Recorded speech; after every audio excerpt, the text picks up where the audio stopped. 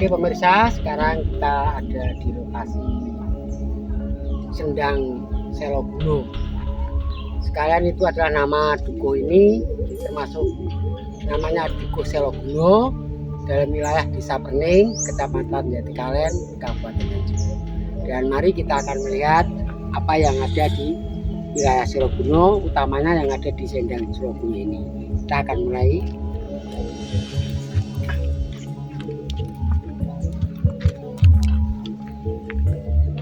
Ini kita disambut dua patung, yang satu itu tertulis Citraguno. Citraguno ini adalah wujud lain atau nama lain daripada Dewa Ganesha kalau di dalam Hindu. Karena kita orang Jawa mengenal Citraguno. Citra itu adalah karakter atau ya karakter, bentuk, guna berguna. Kita tidak, dan di sini kita akan mendapat tisu bahwa jangan melihat bentuknya, jangan melihat segi fisiknya, tapi kegunaannya, manfaatnya. Dan ini kita kenal sebagai dewa pengetahuan. Ini adalah Citraguno atau Ganesha. Bisa dengan Citrawati. Citrawati ini adalah ibu daripada Citraguno itu sendiri. Ya, kita kenal dengan Citrawati, orang Jawa, dan dia berkomitmen di dalam kesejahteraan, karena utamanya dalam sandang pangan, membawa kedamaian. Nah, mari kita masuk ke dalam.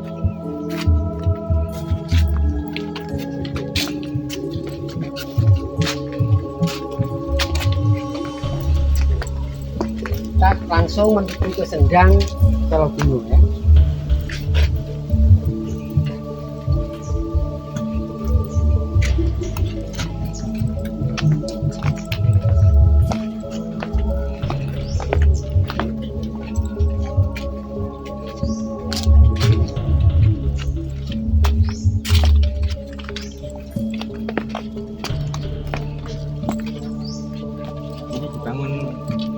Siapa Pak?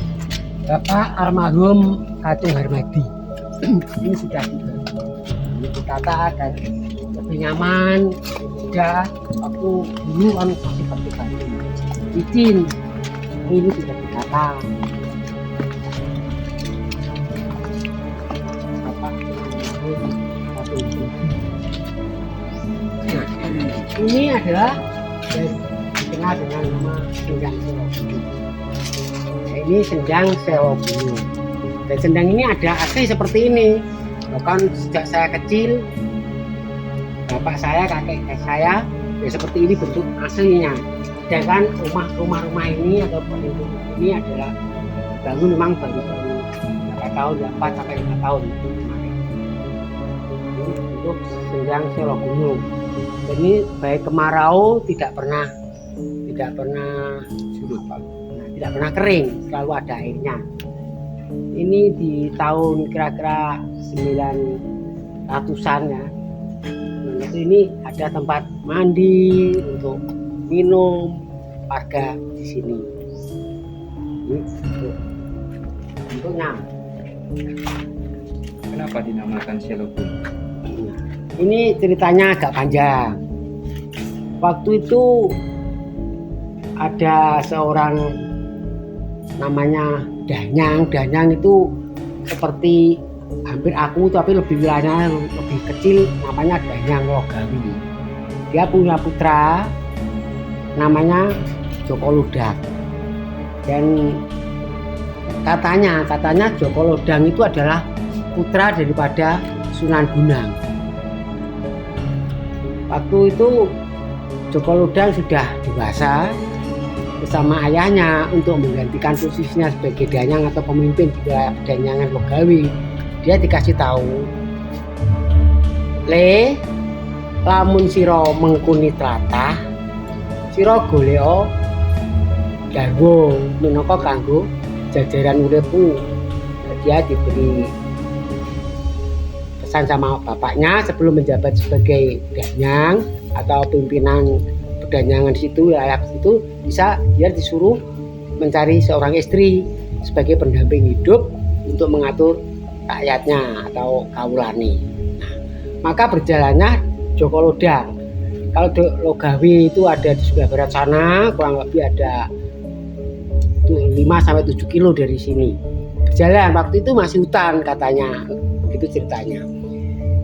Dia sampai di namanya, di situ ada namanya Kerapiak.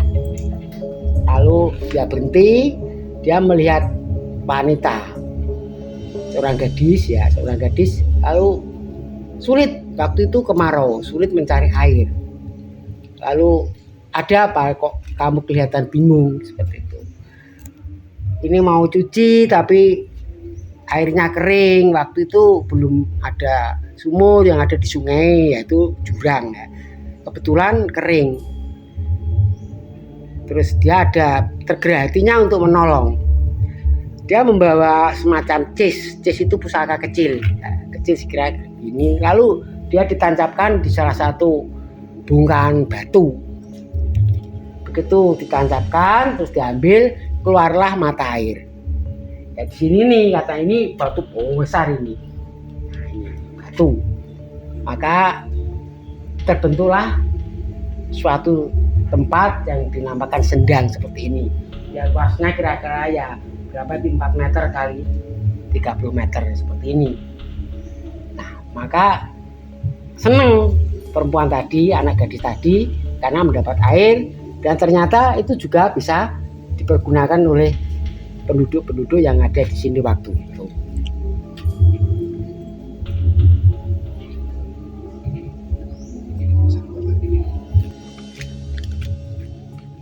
Dan perlu dipahami ini masih asli, pohon-pohonnya ini asli ya, dipertahankan oleh masyarakat sini. Selain untuk tempat berteduh, kelihatan juga rimbun, adem, ini tempat asli, nggak sembarangan ini kok bah. Nah, ini tempat untuk mandi.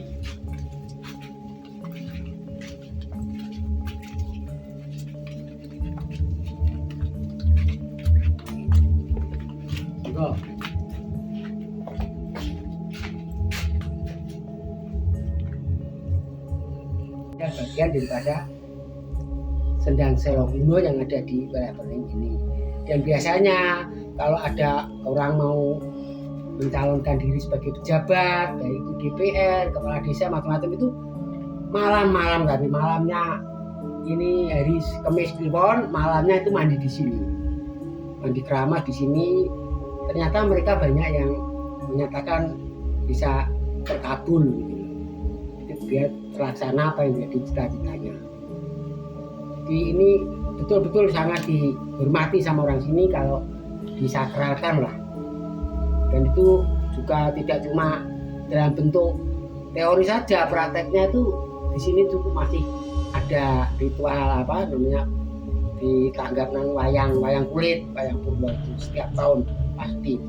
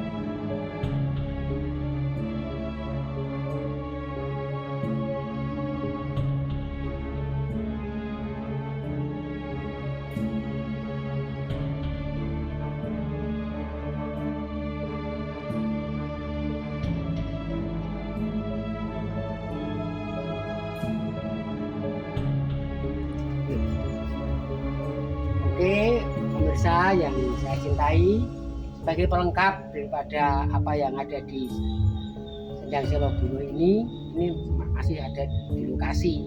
Ini ada tempat peninggalan ya, namanya peninggalan.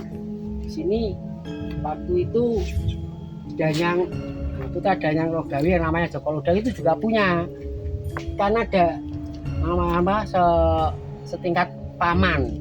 Namanya Ki Ageng Selo. Jadi Ki Ageng Selo itu satu perguruan dengan Ki Danyang Logawi tadi. Dia bertemu di sini. Bertemu omong-omongan diarahkan untuk mencapai tatanan hidup yang lebih baik. Di sini namanya Wejangan Ki Ageng Selo. Dulu waktu saya masih tahu, karena ada semacam seperti dampar di sini. Cuma nggak tahu kemana, mungkin sudah sedang secara goib atau bagaimana, dan saya yakin tidak diambil orang atau memang ada yang lain. Siapa Ki Ageng Selo? Ki Ageng Selo itu adalah satu perguruan dengan Ki Danyang Logawi. Ini masih satu perguruan, dan berarti sama Joko Lodang itu keponakan gitu ya. Ini anak daripada adik seperguruannya. Di sini dibejang untuk mencapai tatanan hidup yang lebih baik, menjadi seorang pemimpin. Itulah sebabnya kalau ingin jadi pemimpin biasanya itu ritual di sini, malah di sini. Dan sabab atau manfaat itu masih terpengaruh sampai sekarang.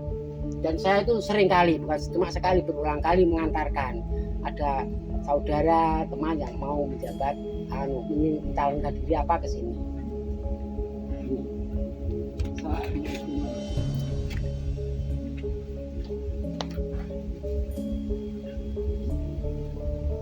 Nah, inilah. Ini adalah dampar wejangan Ki Ageng Selo.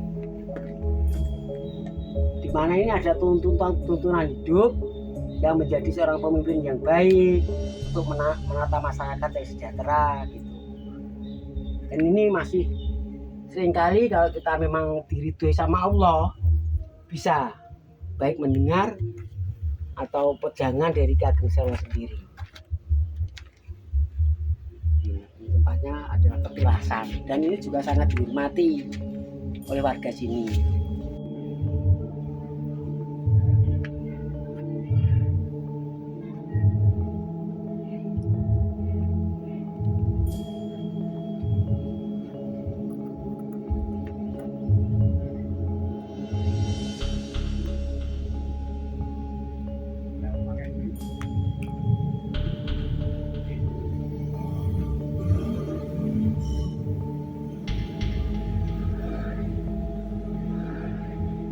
Terkandung baik cerita secara mistik maupun secara nyata tempat ini. Ini adalah asli.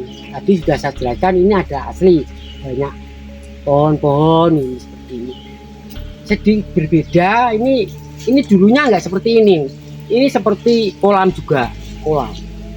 Nah, ini ada kolam dan masih ada peninggalan-peninggalan yang bisa kita lihat. Nah, ini batu. Ya, ini lempengan batu. Ini memang secara lahiriah kita melihat lempengan batu. Sebenarnya ini ceritanya. Begitu ini sudah ramai, ternyata namanya juga manusia. Ada juga seorang pemuda yang ada perempuan mandi itu dia mengintip. Lungguh mau enggak? Ya, ngintip. Nah, itu diintip. Begitu dia diintip, ternyata apa?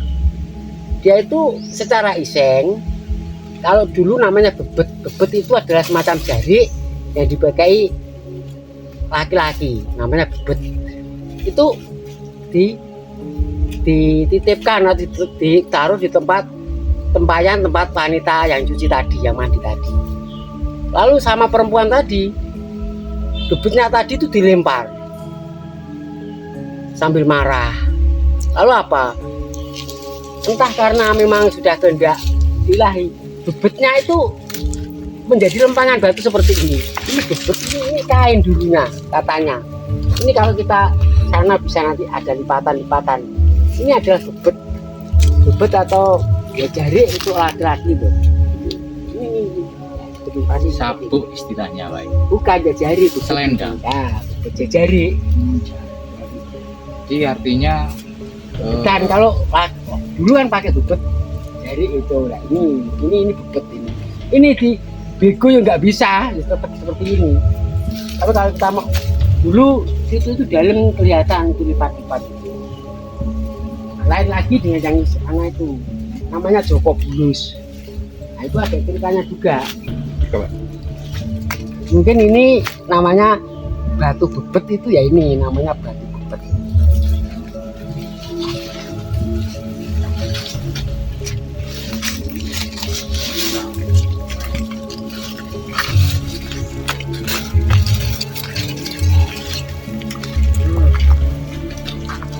Kalau kamu perhatikan betul-betul, ini adalah seperti apa coba? Buaya. Ini yang seperti mata. Nah, ini yang seperti mata. Ini seperti mata. Waktu itu belum haus, jadi memang ini seperti, sebenarnya bukan buaya, tapi sejenis biawak yang lebih besar, namanya begetung. Jadi biawak atau nyambi itu kalau bisa namanya begetung. Ini namanya batu nyambi atau batu begetung. Ini juga begitu ceritanya. Jadi ketika Kanjeng Sunan mau wudhu, ini airnya kan harus bersih dulu, nggak boleh dikotori, najisi. Ternyata ada salah satu begetung atau nyambi itu mandi. Ya mungkin karena memang punya karomah, bisa ngomong sama manusia, Kanjeng Sunan itu. Lalu ditanya, apa kamu tadi sudah masuk ke air kubangan? Tidak, betul. Akhirnya karena kena sapapnya Sunan, akhirnya dia menjadi batu. Ya, seperti ini namanya watu nyambi atau watu begetung. Dikutuk begitu ya. Ya kena sapapnya sendiri ya, nggak dikutuk sebenarnya kan. Itu ya mungkin karena dia memang sudah berdusta. Karena apa? Karena kalau sudah ini airnya tadi kalau sudah kecemplungan dipakai dia mandi kan, Sunan nggak akan butuh pakai air tadi. Tapi karena dia nggak ngaku, akhirnya tetap pakai itu dan akibatnya seperti itu tadi. Dan itu diketahui lah, itu banyak. Ya itu biawak itu, banyak biawak itu. Nah ya kalau banyak ada banyak nyambinya. Tentang cerita ular tuh Pak. Oh kalau pernah mendengar itu lain lagi ceritanya. Tadi kan yang untuk padasan tadi kan diberi 3. Tuh kita itu mana yang santai lagi.